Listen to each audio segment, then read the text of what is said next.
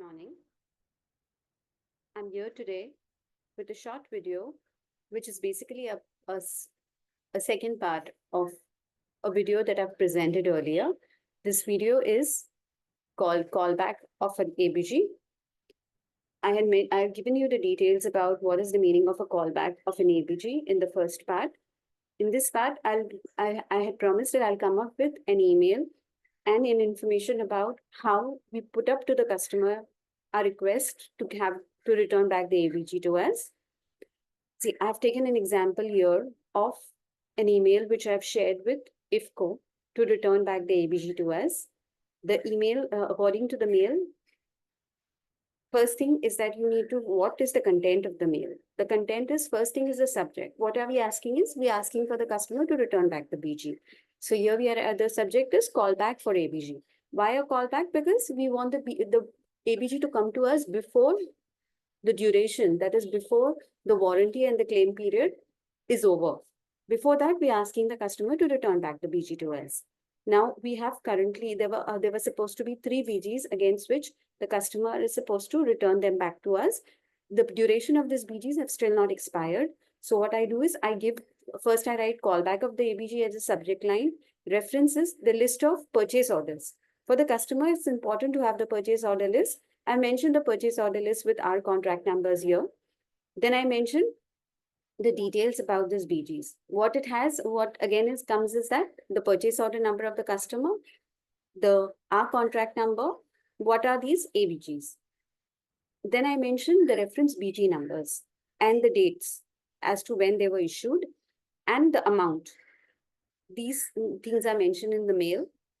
I make it in a tabular form to make it easy for the customer to understand, the customer to grasp what I'm talking about.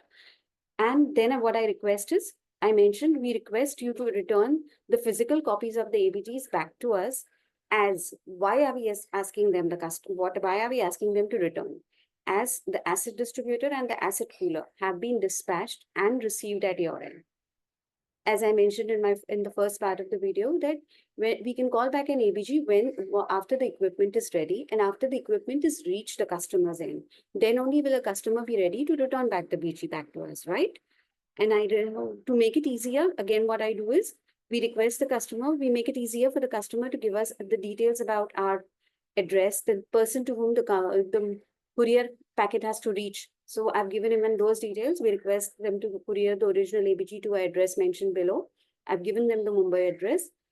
Now, largely the customers also follow our factory address as Ankleshwar. So we give them the option and the leeway that they may send the BG back to our factory and the factory team will return it back to us in Mumbai. They will courier it to us back here. To make it easy for the customer to understand further, what I do is I attach the soft copies of all these 3 BGs here so that the customer can easily correlate to what I'm talking. Okay, so this is the simple mail in which I've produced all the possible information that is needed. You may put up this mail and later follow up on calls or on WhatsApp, however it is convenient as you are with the purchase manager, to give them the update and keep a follow-up to get the BGs back. Once the BGs reach you, you need to have BGs, the original copies will come to you. So you hand it over to the accounts team, informing them that they can present it to the bank to release our limits that are frozen to issue further BGs against these limits. That's all for the day. Thank you for having me today. Have a nice day.